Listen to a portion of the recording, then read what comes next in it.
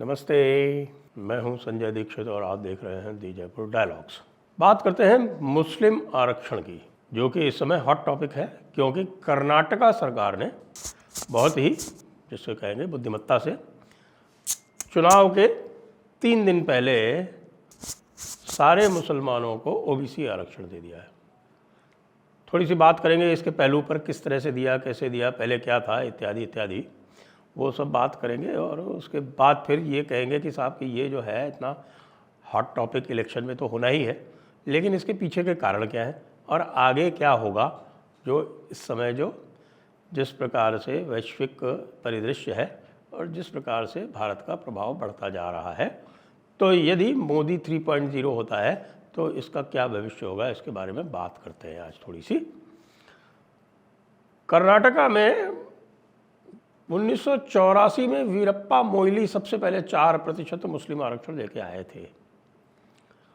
फिर उसके बाद देवेगौड़ा ने इसको कायम रखा, बीच बीच में ये हटता गया। फिर जब इंदिरा साहनी वाला जो जजमेंट आया तो फिर वो केवल और केवल बैकवर्ड क्लासेस के लिए हो गया। बैकवर्ड क्लासेस में जब आइडेंटिफिकेशन हुआ तो उसमें कुछ मुस्लिम जातियां भी आइडेंटिफाई हुई तो उनको भी मिल गया। लेकिन आप जानते हैं कि ये बार बार मुस्लिम आरक्षण क्यों किया जाता है। अब मैं थोड़ा सा समझाता हूँ जो वर्तमान स्थिति है उसमें क्या हुआ था। क्योंकि ये मुस्लिम आरक्षण जो है पिछली सिद्धारमैया गवर्नमेंट ने इसको लाया था, और जब सरकार आई भारतीय जनता पार्टी की, तो भारतीय जनता पार्टी ने उसमें क्या किया कि 2023 में चुनावों से थोड़ा पहले कि मुस्लिम आरक्षण को समाप्त कर दिया। 2 कैटेगरीज थी वहाँ पे, कैटेगरी नंबर 1, एक कैटेगरी नंबर 2A 2B। तो उसमें 4% जो मुस्लिम आरक्षण दे रखा था उसमें जो मुस्लिम अपर क्लास एलीट है वो भी शामिल था। जो वहाँ की स्थिति है उसमें यह है कि 66% जो मुस्लिम्स हैं लगभग वो तो हैं बैकवर्ड, और 34 जो है वो है एलीट या अशराफ जिनको बोलते हैं। अशराफ में कौन आते हैं? सैयद, शेख, पठान, मुग़ल, ये जातियां जो हैं ये जो सबको नीचा समझते हैं, और जो वस्तुतः वे लोग हैं जिन्होंने भारत पर शासन किया और भारत को कुचला, मंदिरों को नष्ट किया, ये जो सारे काम किए वो इन्हीं 34% वाली जो जातियां हैं, जो अपने आप को टीपू का वंशज भी मानती हैं, जो ये सारे जो बैकवर्ड क्लास हैं उनको तकलीद की बेड़ी में जकड़ कर रखती हैं। तकलीद का मतलब ये होता है कि जो आलिम, औलिया, उल्मा जो कुछ भी कहे उनको उसका शब्दशः पालन करना होता है, नहीं तो उनके लिए दोज़ख का या नरक का परवाना जारी हो जाता है। अब सरकार ने ये किया कि भाई इसमें से जो बैकवर्ड जातियां थी उनको तो जो बैकवर्ड वाला कोटा था 2A 2B वाला उसमें स्थानांतरित कर दिया, और जो शेष बचे जो बैकवर्ड क्लास की लिस्ट में नहीं आते थे उनको EWS में स्थानांतरित कर दिया। वस्तुतः ये देखा जाए तो आज की डेट में सभी मुसलमानों को आरक्षण की सुविधा है। बैकवर्ड में तो वैसे भी आपको पता है क्रीमी लेयर लागू है, तो बैकवर्ड में भी क्रीमी लेयर लागू है, और EWS है ही इकोनॉमिक वीकर सेक्शन का। तो जितने भी नॉन क्रीमी लेयर के जो मुस्लिम हैं उनको इस समय आरक्षण प्राप्त है, या तो उनको एज OBC प्राप्त है और या फिर उनको इकोनॉमिक वीकर सेक्शन में प्राप्त है। तो जो अशराफ भी हैं उनमें जो इकोनॉमिकली वीकर हैं उनको भी EWS की सहूलियत प्राप्त है। तो फिर समस्या क्या थी? समस्या ये है कि भाई जो अशराफ भाई लोग हैं हमारे, उनको भी सारों को बैकवर्ड करके वो जितने भी आपके शेख, सैयद, पठान, मुग़ल जो बिल्कुल जो हैसियत वाले हैं, जो यहाँ तलवार चलाते थे, जो हिंदुओं को अपना ग़ुलाम रखते थे, वो अचानक बैकवर्ड करार कर दिए गए। उनको बैकवर्ड की संज्ञा में ले आया गया। पूरे के पूरे मुस्लिम को बैकवर्ड में एंट्री दे दी गई, सारे मुस्लिम बैकवर्ड हो गए। अब आप भी ये जानते हैं कि इसकी जो व्याख्या है, जो संवैधानिक व्याख्या है, वो पूरी तरह से स्पष्ट है कि किसी भी धर्म के, मज़हब के आधार पर आरक्षण नहीं दिया जा सकता। आरक्षण बैकवर्ड क्लास की जो क्राइटेरिया है उसके मीट आउट होने पे भी दिया जा सकता है, होने पर ही दिया जा सकता है। और क्लास में कास्ट भी है, और लेकिन हमारे जो मंडल इत्यादि के जो लोग थे उन्होंने मुसलमानों में भी जातियां ढूंढ ली और जातियों को आरक्षण दे दिया। चलिए वहाँ तक भी मान लिया कि भाई वहाँ उनको एक क्लास मान लिया गया, जैसे उसमें आपके अजलाफ होते हैं और अरजाल होते हैं। और अजलाफ जो है वो आपके जैसे जुलाहे हैं, लोहार हैं, बढ़ई है, इस तरह की जो जातियाँ होती हैं वो है।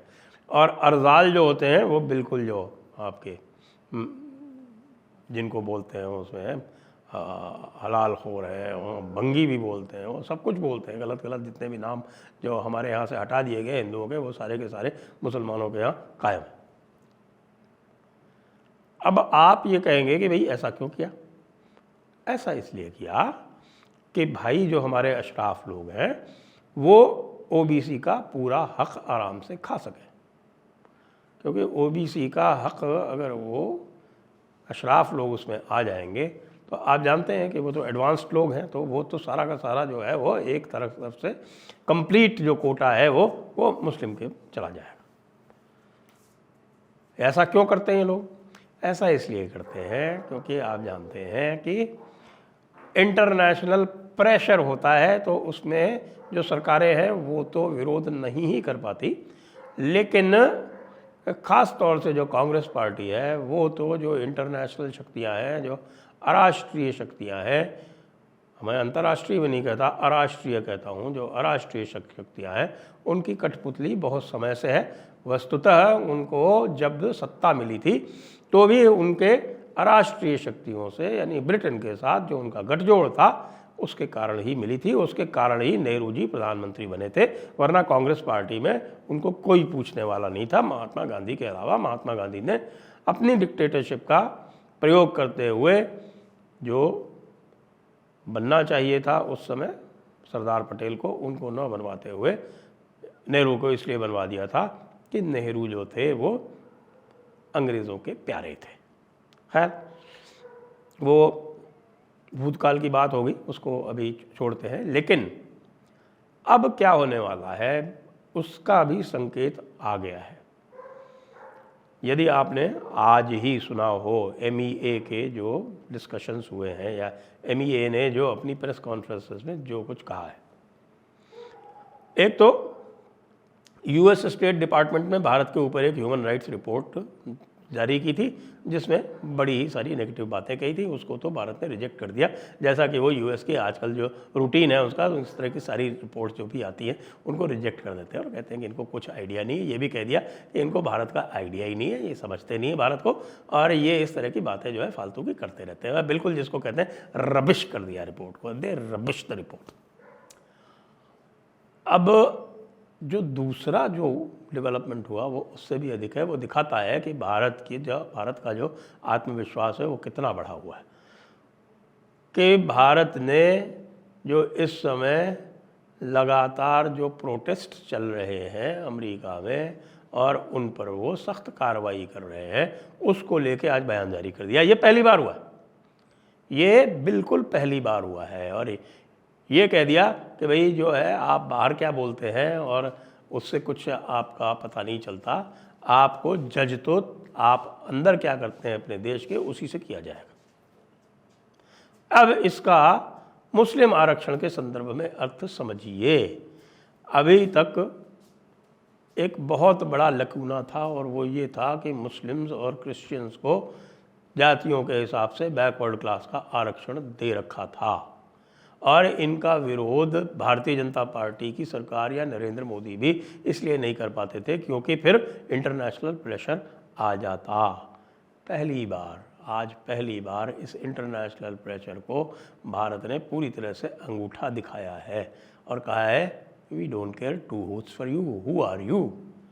तो इसलिए अब आप ये समझें, जिस तरह से मुस्लिम आरक्षण को मुद्दा बना लिया है नरेंद्र मोदी जी ने, अपनी कैंपेन ने, पूरी भारतीय जनता पार्टी ने, तो अब इस मुस्लिम आरक्षण के और मुस्लिमों की जो जातियां हैं उनके आरक्षण के दिन भी अब सीमित है, क्योंकि ये तो स्पष्ट है कि ये बैकवर्ड को आप यदि दे भी दें आरक्षण तो वो कभी भी भारत के लॉयल नहीं होंगे, भारत के प्रति उनका समर्पण नहीं होगा। ये डॉक्टर अंबेडकर कह गए, और तो छोड़ दीजिए लोगों को। डॉक्टर अंबेडकर ने कहा है कि कोई भी मुस्लिम कभी भी राष्ट्रवादी नहीं हो सकता, अंततः उसको जन्नत जाना है, क्योंकि उसके हिसाब से जो ज़िंदगी है वो मौत के बाद शुरू होती है, असली ज़िंदगी।